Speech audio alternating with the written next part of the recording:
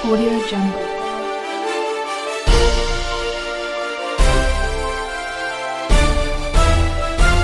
Audio Jungle. Baik pemirsa, berjumpa lagi dengan saya Fitri Adelia Prawesti yang melaporkan langsung dari X5 TV. Saat ini saya tengah berada di ruang sidang, tempat di mana akan berlangsungnya rapat kerja DPR Republik Indonesia dan Kementerian Desa Pembangunan Daerah Tertinggal dan Transmigrasi. Tepat di belakang saya, para anggota rapat dan para menteri sedang melakukan persiapan karena sebentar lagi sidang akan dimulai.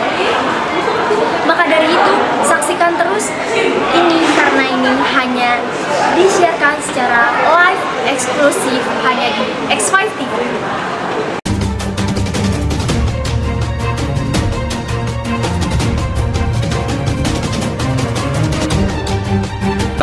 Dan saya masing-masing berdoa dimulai.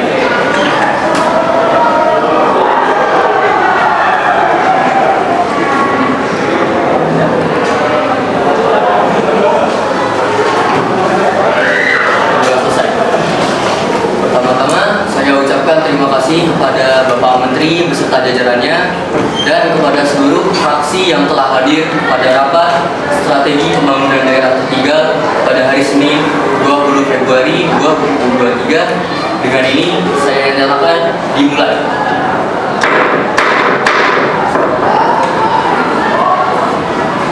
Oke, selanjutnya saya akan membacakan tata tertib sidang.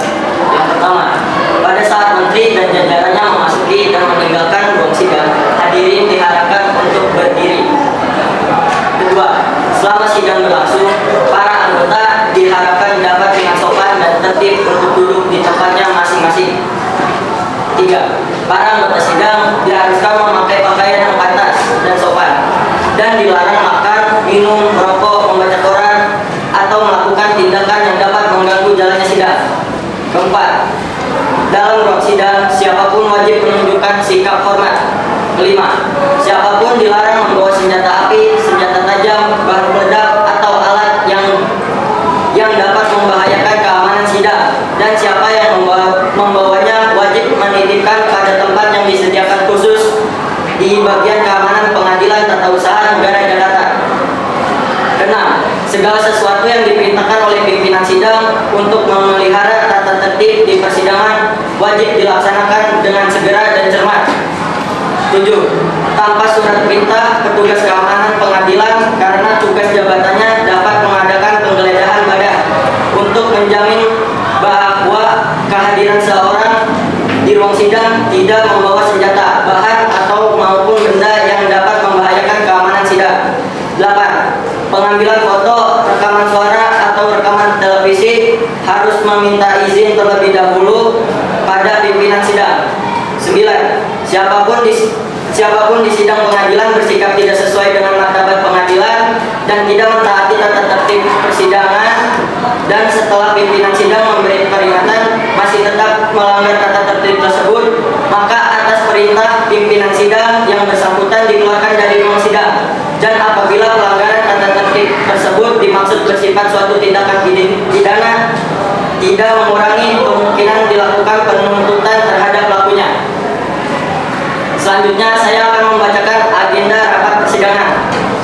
Yang pertama, pembacaan doa yang dipimpin oleh pimpinan sidang. Kedua, pembukaan sidang oleh pimpinan. Ketiga, pimpinan rapat 2 membacakan agenda dan tata tertib persidangan. 4. Penyampaian materi pembahasan oleh menteri. 5. Penyampaian pendapat oleh para ketua fraksi. 6. Menteri dan jajarannya memberikan respon atas materi yang disampaikan oleh ketua fraksi. 7. Pimpinan sidang 1 menanyakan pendapat para anggota rapat yang ada di ruang sidang. 8. Menteri memberi tanggapan dari apa yang disampaikan para anggota rapat. 9. Pimpinan sidang 1 membacakan hasil rapat. 10. Pimpinan sidang menutup sidang. Terima kasih. Selanjutnya kepada Bapak Menteri dimohon untuk membacakan materi yang sudah dipersiapkan.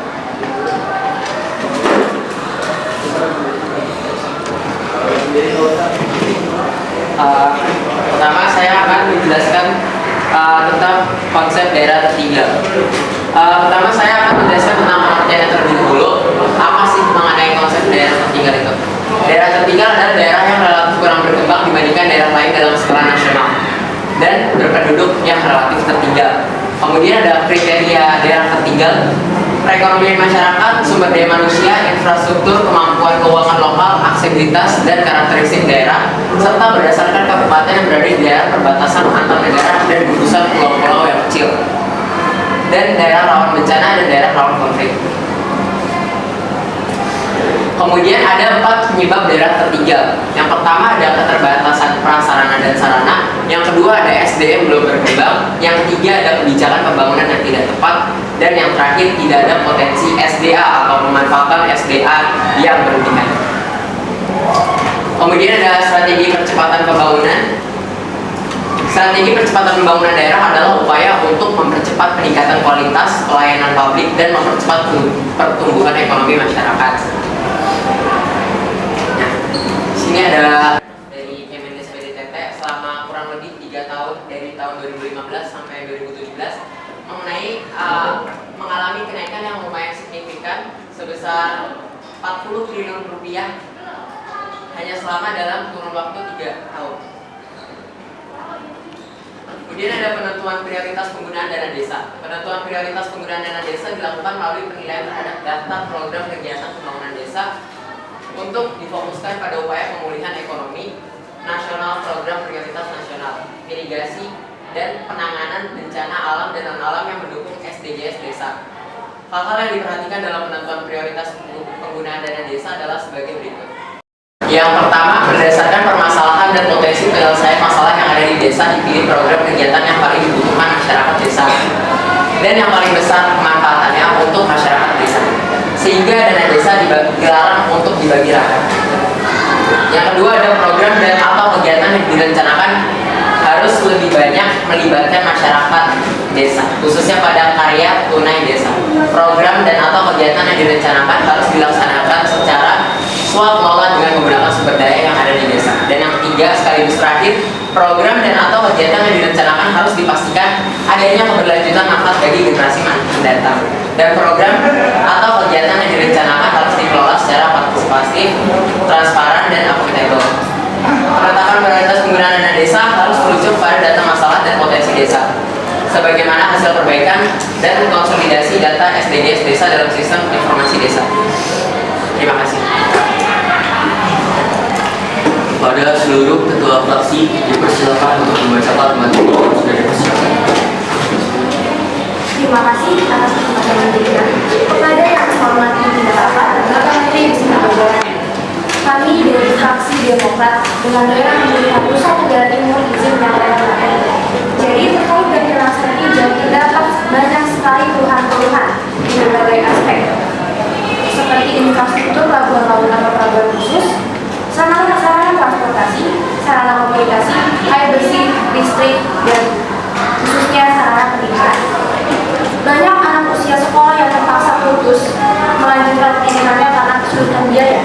Tercatat ada 11% sekolah tidak layak atau rusak, serta kekurangan tenaga guru. Padahal wilayah Nusa Tenggara Timur ini yang berpulau-pulau baik yang berhuni maupun yang tidak dihuni memiliki potensi wilayah laut yang luas dan sumber daya alam yang dimiliki pemerintah Provinsi Nusa Tenggara Timur sesungguhnya dapat memiliki keunggulan kooperatif dan keunggulan kooperatif. Masalah ini timbul dikarenakan pembangunan cenderung berkelompok di kawasan ibu kota provinsi atau kabupaten dan keterbatasan serta ketimpangan infrastruktur mendatangkan kendala tersendiri bagi pengelolaan pemerintahan di Nusa Tenggara Timur. Karena pengelolaan pulau-pulau Nusa Tenggara Timur sama perlakuannya dengan pengelolaan provinsi lainnya di Indonesia. Padahal seharusnya pengelolaan di Nusa Tenggara Timur berbeda perlakuannya dengan wilayah daratan. Jadi kami harap setelah menyampaikan hal ini dapat diadakannya pemberian anggaran untuk menunjang kebutuhan dan kualitas hidup di berbagai aspek pada daerah pemilihan kami. Terima kasih.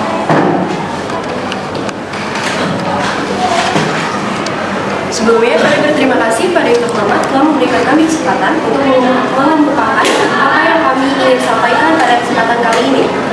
Saya selaku fraksi Ketua PDIP akan menyampaikan hal seperti berikut terkait pembangunan daerah DKI Jakarta.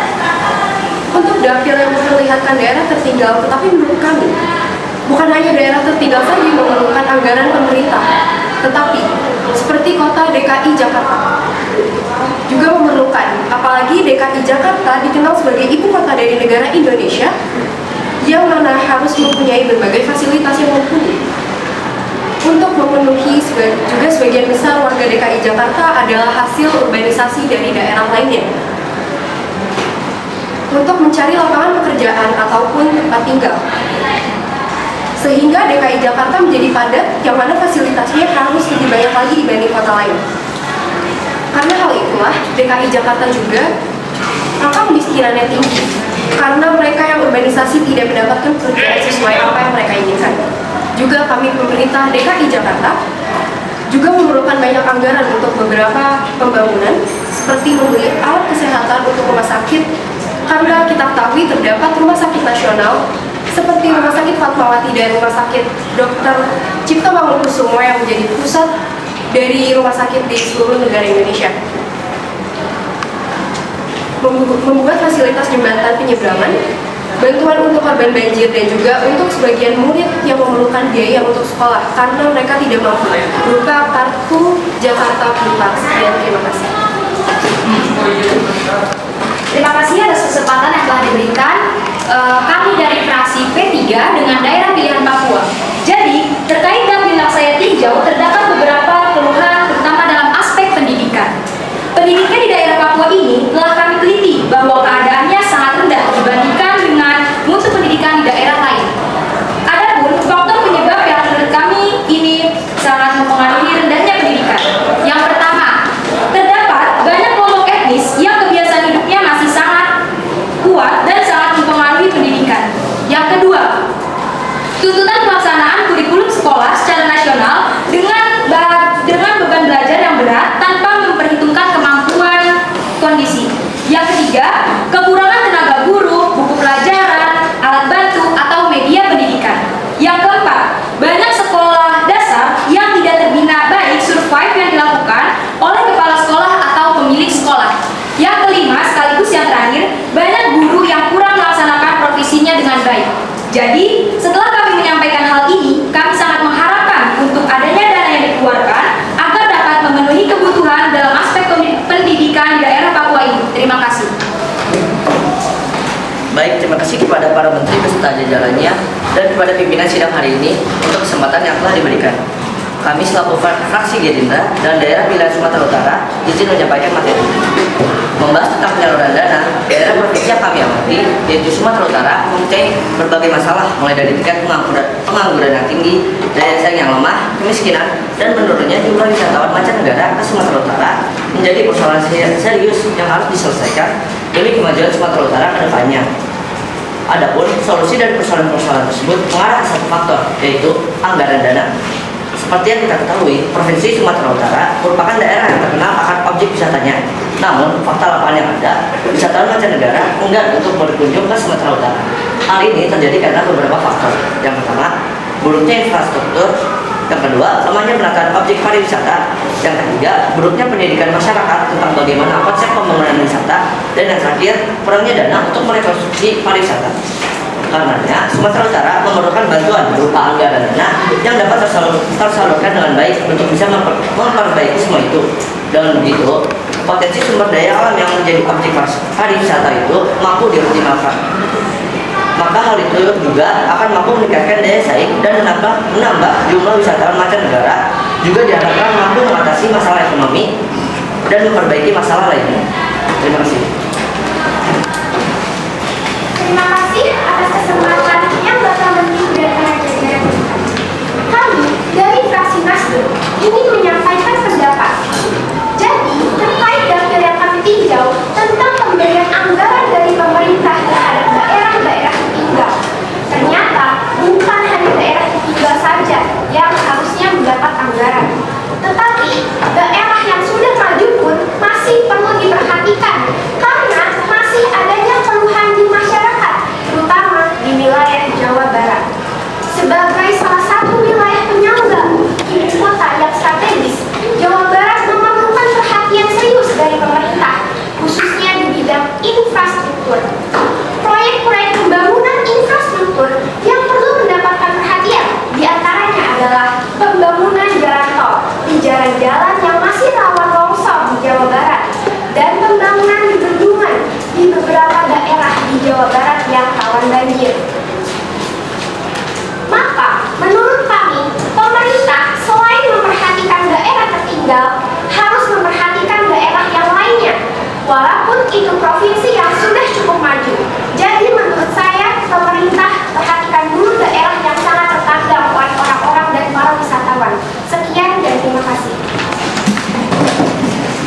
Terima kasih atas kesempatan yang telah diberikan kepada Bapak Menteri dan pimpinan sidang pada hari ini. Izinkan saya menyampaikan materi tentang pemberian anggaran yang telah diberikan pemerintah untuk daerah yang tertinggal, khususnya di daerah Maluku. Karena jika dilihat dari perkembangan ekonomi Maluku sendiri merupakan daerah yang cepat tumbuh, namun masih banyak kabupaten atau tempat-tempat di Maluku yang maju namun tertekan seperti Kabupaten Buru yang relatif tertinggal. Dikarenakan pusat kota di Maluku ini yang membuat beberapa daerah memiliki fasilitas tidak memadai didasari oleh sumber daya, perekonomian masyarakat, dan faktor yang paling mempengaruhi ialah pertumbuhan modal tenaga kerja, infrastruktur lama, sekolah, aliran barang aliran, sarana dan prasarana yang tidak merata karena kurangnya perhatian dari pemerintah. Bahkan beberapa kabupaten di Maluku terkena kasus kemiskinan dan terisolasian oleh dunia luar yang membuat daerah tersebut tidak dapat bersaing dengan daerah lainnya, ditambah dengan banyaknya desa-desa di Maluku yang sangat tertinggal yang membutuhkan dana bantuan agar dapat membuat desa tersebut menjadi desa yang maju dan kurangnya perhatian di bidang pendidikan dan infrastruktur. Terima kasih. Izin Bapak Menteri dan para jajarannya, kami dari fraksi PKB dengan daerah pinggiran Riau ingin menyampaikan materi. Jadi terkait dapil yang saya tinjau, terdapat beberapa keluhan di Riau. Dilihat dari keadaan Riau juga membutuhkan anggaran daerah. Seperti diketahui, kondisi APBD Kepulauan Meranti yang terus menurun kini berkisar di angka 1,1 triliun rupiah. Nilai tak cukup untuk menggesa pembangunan kabupaten dalam rangka mengejar ketertinggalan.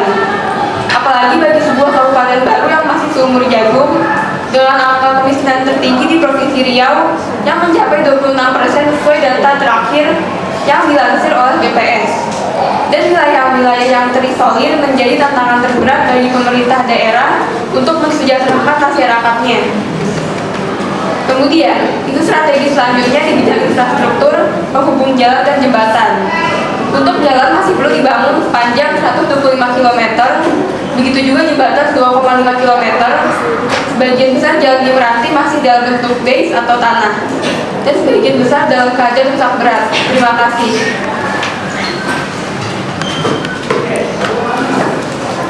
Sebelumnya, terima kasih kepada pimpinan rapat, para menteri dan jajarannya yang telah memberikan kesempatan saya pada sidang ini. Izinkan saya memaparkan materi yang berkaitan dengan daerah Jawa Timur. Kabupaten Sidoarjo adalah daerah otonom di Provinsi Jawa Timur dengan luas wilayah sebesar 634,38 km dan memiliki 322 desa dan mendapatkan dana sebesar 91.414.871 miliar rupiah. Kabupaten Sidoarjo ini seperti yang terdapat dalam majalah Kasar TKPKD edisi 1 tahun 2015 merupakan daerah yang masih mengalami persoalan-persoalan kemiskinan, yaitu masih terdapat 10,70% rumah tangga miskin atau RTM yang hidup di bawah garis kemiskinan, masih rendahnya aksesibilitas dan kualitas pendidikan serta kualitas pelayanan kesehatan. Selain itu, desa di Bondowoso juga merupakan salah satu desa yang sangat tertinggal, bahkan minimnya lapangan pekerjaan. Hal ini berarti bahwa daerah Jawa Timur meskipun sudah bisa disebut sebagai negara yang wilayah yang maju, dikarenakan masih banyak daerah-daerah yang tertinggal, maka dari itu kami membutuhkan anggaran dana lebih untuk membuka lapangan-lapangan pekerjaan di daerah-daerah tertinggal seperti ini. Sekian, terima kasih. Kepada Menteri dan jajarannya diharapkan untuk memberikan respon terhadap materi yang sudah disampaikan oleh anggota rapat.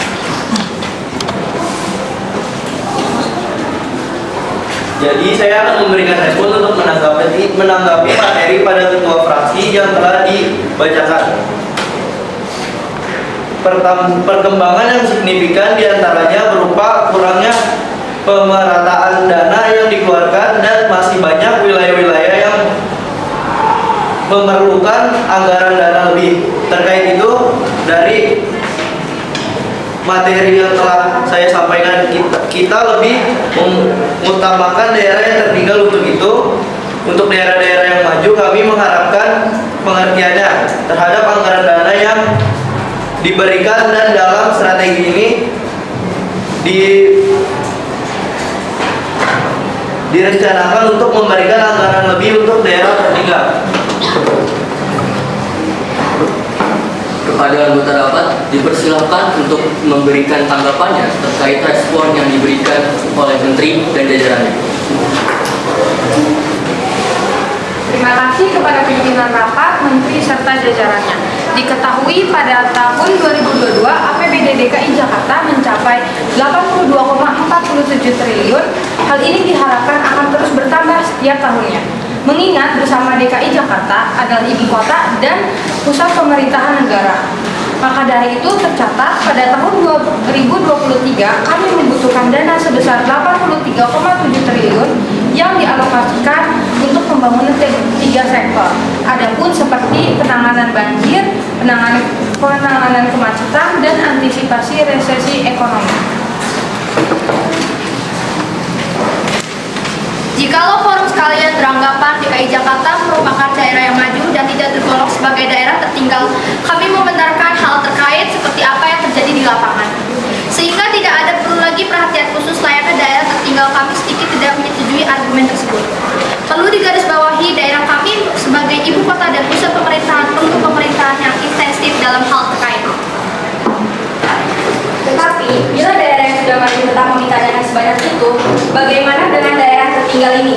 Apakah pemerintah siap mengeluarkan dana untuk semua daerah, baik daerah yang sudah maju maupun daerah yang tertinggal? Seperti Papua ini. Papua ini sangat membutuhkan anggaran dana untuk menunjukkan pendidikan di daerahnya. Sesuai yang tercatat oleh BPS, terdapat penduduk Papua usia 15 tahun ke atas yang tidak memiliki ijazah sekolah. Presentasinya mencapai 33,58% pada tahun 2021. Sementara sebanyak 19,28% penduduk Papua usia 15 tahun ke atas menamatkan pendidikannya pada jenjang sekolah dasar. Sehingga dari bagian data ini saja dapat dilihat daerah mana saja membutuhkan anggaran dana demi terwujudnya pemerataan perkembangan daerah. Daerah yang sudah maju memang membutuhkan anggaran dana, tapi sesuai situasi yang terlihat daerah tertinggal tentunya lebih membutuhkan penyaluran dana. Daerah maju merupakan daerah yang tidak mampu untuk menjalani daerahnya, bahkan mengembangkannya. Sementara daerah yang tertinggal tidak bisa menjalani bahkan dalam standar minimum. Bagaimana bisa daerah yang sudah maju dan berkembang lebih diprioritaskan dibandingkan daerah yang tertinggal? Di mana letak nilai keadilan sosialnya?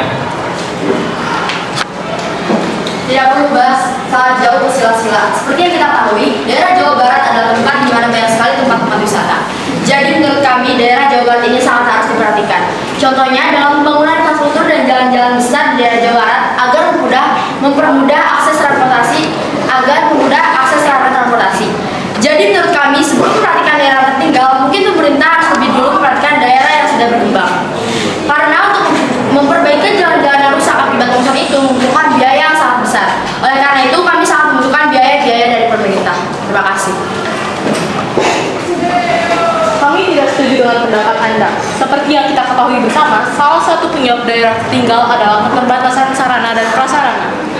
Daerah maju sudah memiliki sarana dan prasarana yang cukup untuk melihat kami, daerah Nusa Tenggara Timur, yang merupakan daerah tertinggal, tidak memiliki sarana dan prasarana yang cukup untuk menunjang kehidupan masyarakat, yang menyebabkan daerah pilihan kami mengalami ketertinggalan di berbagai aspek, khususnya aspek pendidikan dan aspek infrastruktur.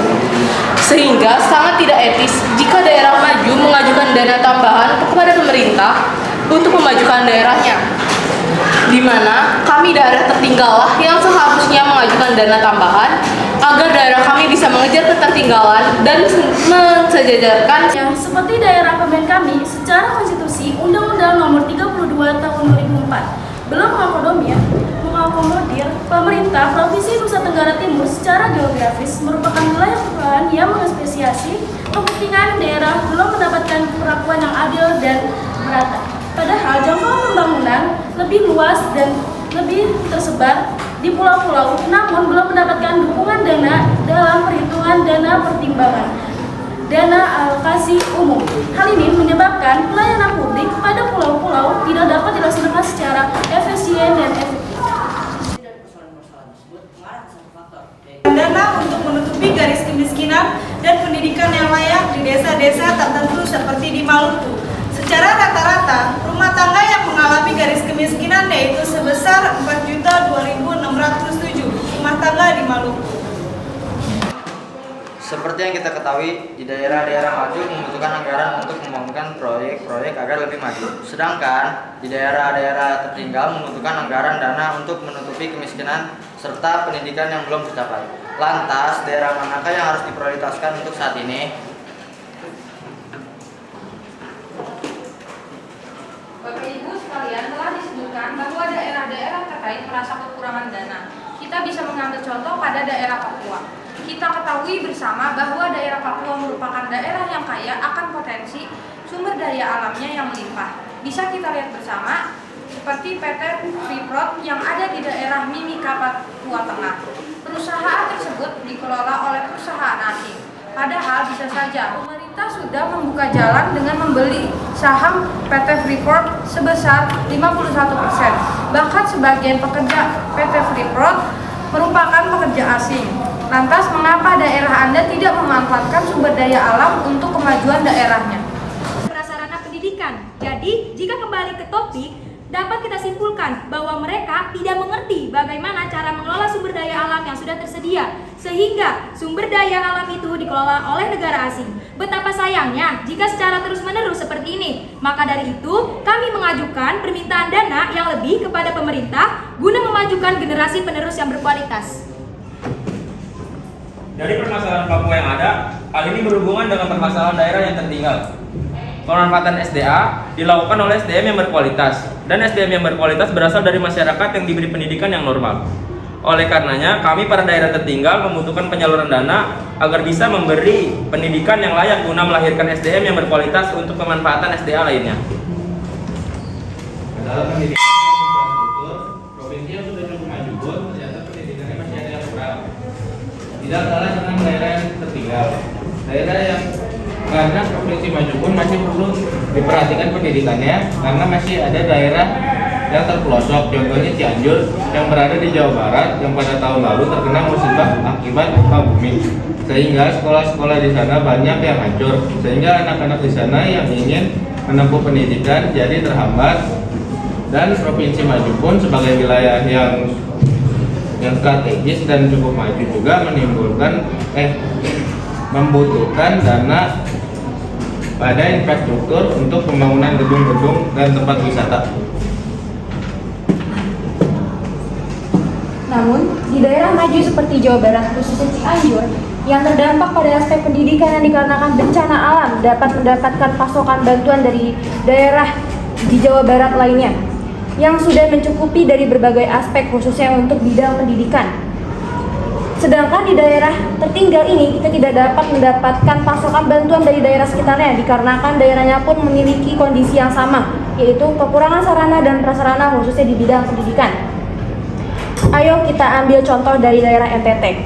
Daerah tersebut memiliki kekurangan pada berbagai aspek khususnya bidang pendidikan yang memang dikarenakan daerah tersebut tidak mendapatkan pasokan bantuan yang disebabkan juga oleh kurangnya infrastruktur di daerah tersebut sehingga penyaluran bantuan susah disalurkan. Sedangkan pada daerah yang tadi Anda sebutkan, yaitu Jawa Barat memiliki infrastruktur yang memadai untuk menyalurkan bantuan. Seperti yang tadi kita habis dengarkan, dari Partai Demokrat menyebutkan contoh dari daerah NTT. Selanjutnya ada dari contoh dari daerah Maluku, yaitu kualitas pendidikan di Maluku ini sangat memprihatinkan. Mutu pendidikan yang rendah, kualitas pendidikan di Maluku ini masih jauh dari kata memuaskan. Ditambah lagi dengan minimnya sarana dan prasarana pendidikan yang layak bagi setiap warganya. Di daerah tertentu terlihat jelas masih banyak warga Maluku yang belum mendapatkan pendidikan yang sesuai dengan nilai-nilai Pancasila dan tujuan yang tercantum di dalam Undang-Undang Dasar 1945 yang isinya adalah warga yang mendapatkan pendidikan dan penghidupan yang layak. Masih sering kita jumpai di bangunan sekolah-sekolah yang di Maluku sangat buruk kondisinya. Bahkan sekolah-sekolah yang beratapkan langit pun masih sangat banyak. Bagaimana? Sangat miris bukan kondisi pendidikan ini di Maluku?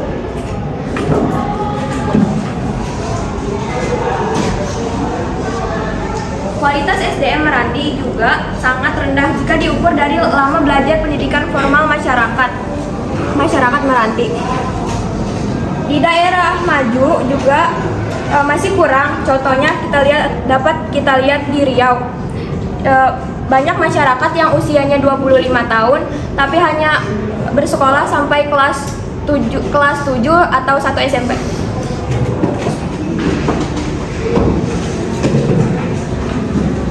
Daerah berkembang juga masih memiliki permasalahan yang tidak dapat diselesaikan secara mandiri dan membutuhkan perhatian lebih dari pemerintah. Sejauh ini jika dilihat pemerintah hanya fokus pada pembangunan daerah-daerah tertinggal saja seperti Papua. Sedangkan daerah-daerah berkembang jarang sekali mendapatkan perhatian lebih seperti Jawa Timur yang tercatat 10,7% rumah tangga miskin. Serta akibat bencana alam tersebut menyebabkan penduduk miskin di Jawa Timur diperkirakan sampai 9 juta jiwa, hingga ketidakmerataan pendidikan di Jawa Timur sehingga membutuhkan anggaran dana dari pemerintah. Contohnya Kabupaten Sidoarjo yang masih rendahnya aksesibilitas dan kualitas pendidikan dan kualitas pelayanan. Sekian itu saja yang dapat kami sampaikan. Mohon maaf jika ada salah kata dalam memaparkan pendapat kami. Tetapi kembali lagi ke sumber daya manusianya. Di daerah yang tertinggal ini kan sumber daya manusianya berkualitas sangat minim. Jadi jika daerah maju merasa masih kurang pada beberapa aspek di daerahnya, menurut kami itu bukanlah kekurangan sarana dan prasarana dari pemerintah. Hanya sajalah kurangnya kesadaran diri untuk memenuhi kekurangan itu semua. Padahal segala sesuatu di daerahnya itu sudah tersedia. Berbeda dengan daerah kami, daerah ini sangat membutuhkan segalanya. Jadi menurut kami daerah Anda itu harus diberi kesadaran yang tinggi, bukan malah minta dana yang lebih. Daerah tertinggal disebut daerah tertinggal karena masalah yang ada itu lebih parah dari daerah maju. Masa kita nggak paham?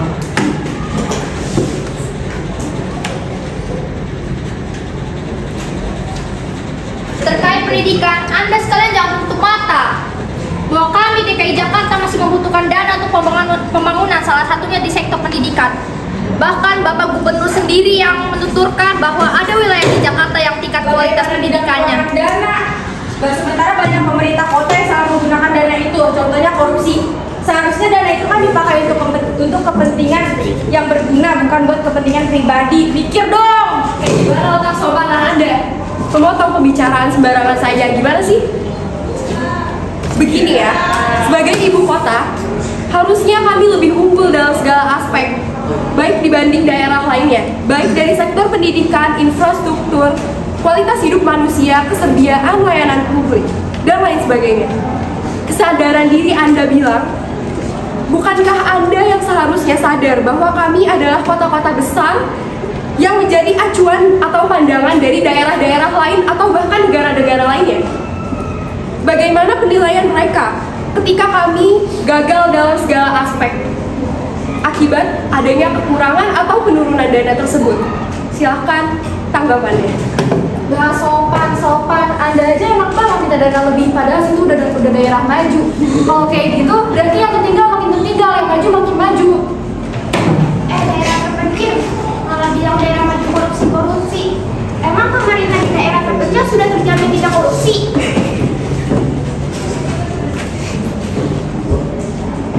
Ditambah ada beberapa tahun terakhir tidak ada satupun daerah maju yang melakukan subsidi silang untuk membantu daerah tertinggal.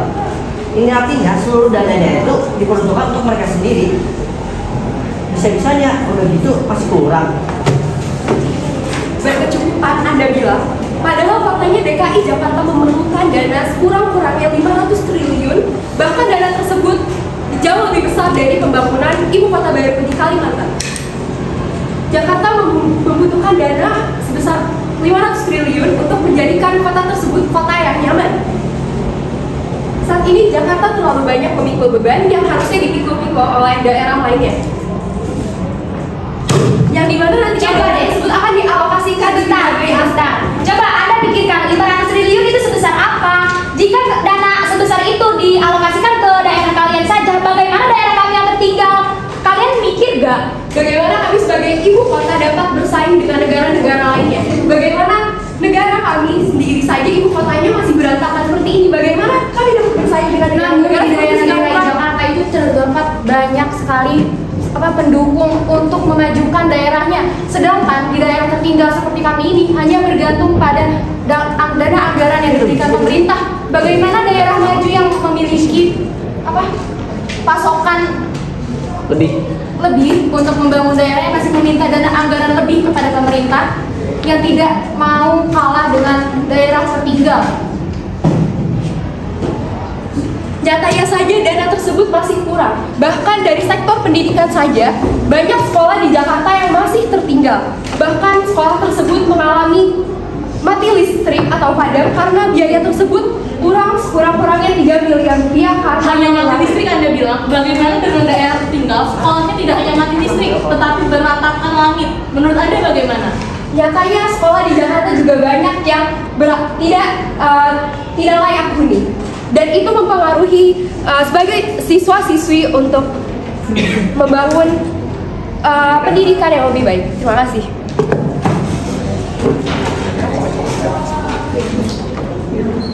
Jika daerah maju tidak mendapatkan dana untuk pendidikan, bagaimana kita menunjukkan sumber daya manusia yang baik? Bagaimana apakah kerja untuk daerah kalian yang tinggal? Jatuhnya kalau kayak gitu, Anda itu egois. Anda terlalu memikirkan daerah Anda saja, tidak memikirkan daerah yang lain. Bagaimana coba lihat ke depannya bagaimana keadaan daerah-daerah di pelosok itu. Coba pikir, Anda jangan terlalu memfokuskan pada daerah Anda sendiri. Dana doang gede, ngurus daerah nggak bisa. Jangan mentang-mentang Jakarta itu ibu kota sebagai ibu kota negara Indonesia dong. Kalau misalnya yang dipikirkan oleh pemerintah cuma Jakarta terus, bagaimana daerah-daerah yang tertinggal? Jika dana pembangunan yang kami terima berkurang dan tidak lagi difokuskan pada DKI Jakarta, itu akan berpengaruh pada pembangunan yang sedang berlangsung. Aktivitas perekonomian dan pemerintahan DKI Jakarta ikut terganggu, yang mana nantinya ini akan menimbulkan masalah besar dan akan berpengaruh pada sistem perputaran uang nasional. Tetapi jika Anda selalu memikir seperti itu, coba deh Anda pikir gimana keadaan daerah-daerah yang ada di pelosok-pelosok itu. Seperti Papua ini sangat membutuhkan banyak bantuan dana yang dari pemerintah. Seperti dapil pada Demokrat. Seperti Nusa Tenggara Timur ini sangat membutuhkan untuk mulai dari pendidikan yang kurang, infrastruktur yang kurang juga, dan juga Maluku juga sangat kurang. Dari yang paling pertama itu, kita semua ini yang berada di pelosok kurang di dalam aspek pendidikan. Bagaimana caranya? Katanya di mana daerah Jawa lebih memberikan kontribusi yang besar dibanding daerah-daerah lain. Jadi menurut kamu, SDM di daerah tertinggal bisa diperbaiki, itu juga akan mendukung perekonomian negara. Gak hanya di daerah maju aja, ini tuh biar merata. Jangan terpusat di daerah maju aja dong. Kalau emang saat ini kalian setuju, Namanya juga daerah maju ya jelas lah berkontribusi paling gede. Kita tuh harus urus daerah yang tertinggal dulu biar semuanya rata, biar semua Indonesia tuh maju. iya ya, bukan maju lebih dikenal orang memang negara. Terus banyak itu.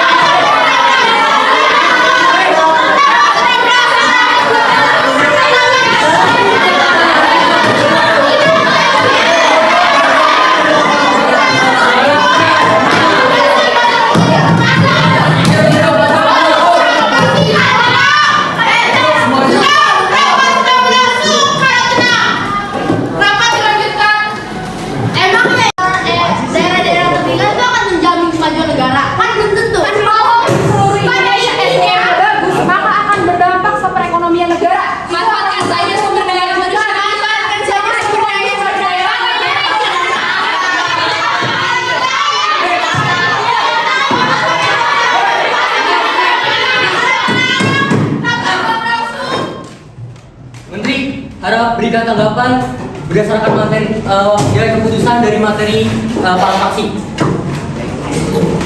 Baik, terima kasih pimpinan rapat atas kesempatan yang telah diberikan. Jadi sebenarnya kita tidak perlu kayak ribut-ribut kayak tadi ya, padahal sebenarnya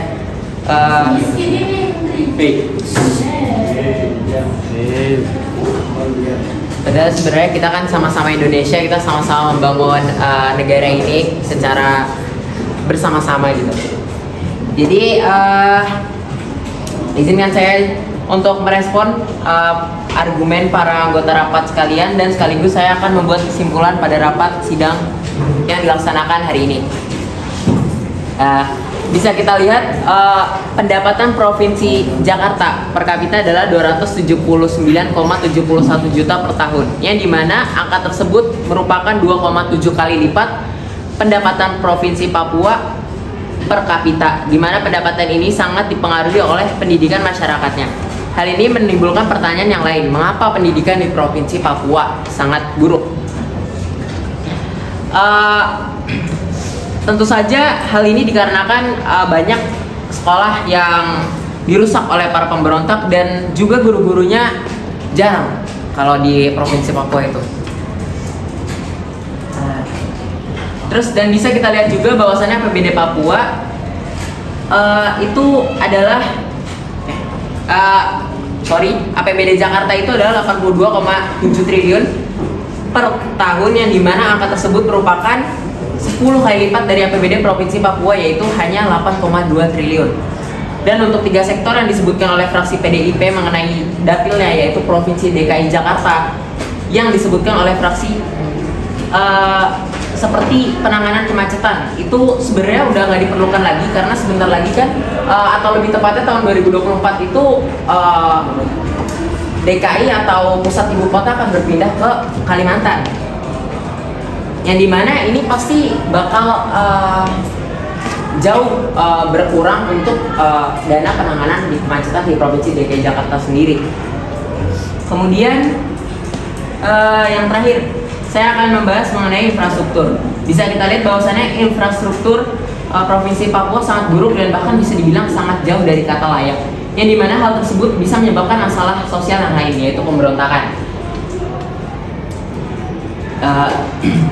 Apakah kita melihat ada organisasi Jakarta Merdeka di Jakarta? Gak ada kan? Ya, karena tentu saja itu dikarenakan infrastruktur Jakarta, pendidikannya, dan segala aspek di Jakarta itu sudah sangat maju dan sangat jauh jika dibandingkan dengan Provinsi Papua. Maka dari itu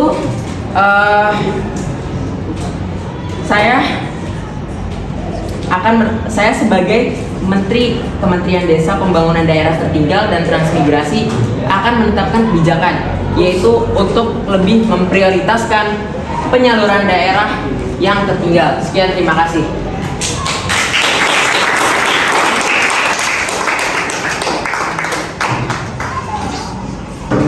Baik, kepada anggota rapat, apakah kalian setuju dengan pendapat yang disampaikan oleh Menteri? Baik, terima kasih. Selanjutnya. Baik, kalau begitu rapat hari ini akan selesai dengan kebijakan yang diambil oleh Menteri dengan memprioritaskan daerah yang tertinggal.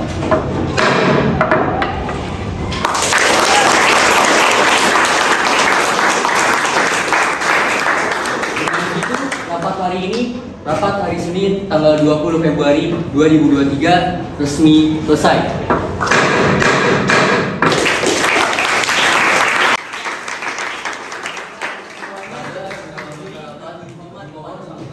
Dan memberi hormat kepada Menteri beserta jajarannya.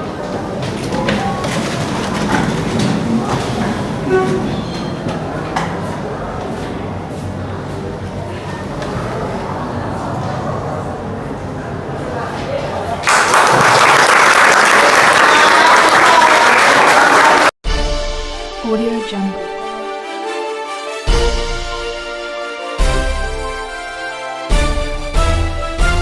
Audio Jungle.